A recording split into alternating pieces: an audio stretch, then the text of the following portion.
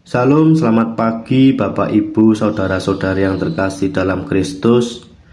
Pagi yang indah ini sungguh sukacita bagi kita semua bisa kembali berjumpa dalam program Umat Saling Menyapa GKJ Ndagen Palur yang tentunya selalu hangat dan penuh semangat. Mari kita sejenak merenungkan sebuah ungkapan atau permintaan yang mungkin pernah kita dengar atau bahkan kita ucapkan. Ya, judul renungan pagi ini adalah pinjam dulu 100. Sebuah kalimat yang tampak biasa, namun menyimpan makna yang dalam tentang relasi, kepercayaan, dan tanggung jawab. Mari kita buka hati dan pikiran kita untuk mendengarkan firman Tuhan dan belajar dari pengalaman hidup. Firman Tuhan dalam Roma pasal 13 ayat 8 mengingatkan kita, janganlah kamu berhutang kepada seorang pun juga, tetapi hendaklah kamu saling mengasihi, sebab barang siapa mengasihi sesamanya manusia, ia sudah memenuhi hukum Taurat. Dalam bukunya yang berjudul Etika Perjanjian Lama, Profesor Dr. John Stott menekankan bahwa hukum Taurat tidak hanya mengatur ibadah ritual, tetapi juga etika sosial dan ekonomi, termasuk di dalamnya pentingnya memenuhi janji dan menghindari hutang yang tidak perlu. Selain itu, kita juga bisa belajar dari tokoh Kristen Indonesia, Pendeta Dr. Andreas Atmaja, yang sering menyampaikan tentang pentingnya integritas dalam setiap aspek kehidupan, termasuk dalam urusan keuangan. Beliau mengingatkan bahwa kejujuran dan tanggung jawab adalah cerminan dari iman kita kepada Kristus. Bapak, Ibu, dan saudara-saudari terkasih dalam Kristus, saya teringat dengan cerita seorang teman, sebut saja namanya Japri. Suatu ketika si Japri meminjam uang kepada seorang sahabatnya, yaitu si Paing, sebesar 100.000 rupiah. Saat itu Japri berjanji akan mengembalikannya minggu depan. Namun minggu demi minggu berlalu, si Japri selalu punya alasan untuk menunda pembayaran. Paing yang awalnya merasa tidak enak hati untuk menagih, akhirnya merasa kecewa dan hubungan persahabatan mereka menjadi renggang hanya karena persoalan 100.000 rupiah yang tak kunjung kembali.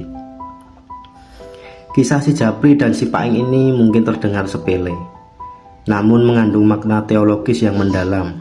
Tindakan meminjam uang sebenarnya adalah sebuah bentuk kepercayaan yang diberikan. Ketika kita meminjam, kita sedang menerima kebaikan dan pertolongan dari orang lain. Oleh karena itu, mengembalikan pinjaman tepat waktu bukan hanya soal kewajiban materi, tetapi juga soal menjaga amanah dan menghargai kepercayaan yang telah diberikan. Dalam iman Kristen, kita diajarkan untuk hidup dalam kasih dan keadilan. Membiarkan hutang tidak terbayar dapat melukai relasi dengan sesama dan mencoreng kesaksian kita sebagai pengikut Kristus. Rasul Paulus dalam Roma 13 ayat 8 jelas mengingatkan kita untuk tidak berhutang, kecuali hutang kasih, yaitu kewajiban kita untuk saling mengasihi. Bapak, Ibu, dan saudara-saudari, renungan pagi ini mengajak kita untuk lebih bijak dalam mengelola keuangan dan lebih bertanggung jawab terhadap setiap janji yang kita buat, sekecil apapun itu. Ungkapan pinjam dulu 100 mengingatkan kita bahwa setiap transaksi di setiap kesepakatan mengandung nilai kepercayaan dan tanggung jawab. Mari kita menjadi umat Tuhan yang tidak hanya taat beribadah, tetapi juga memiliki integritas dalam setiap aspek kehidupan kita, sehingga nama Tuhan dipermuliakan melalui perbuatan kita. Mari kita bersatu dalam doa. Ya Tuhan, Bapa kami yang Maha Kasih, kami bersyukur atas firman-Mu yang telah kami renungkan pagi ini.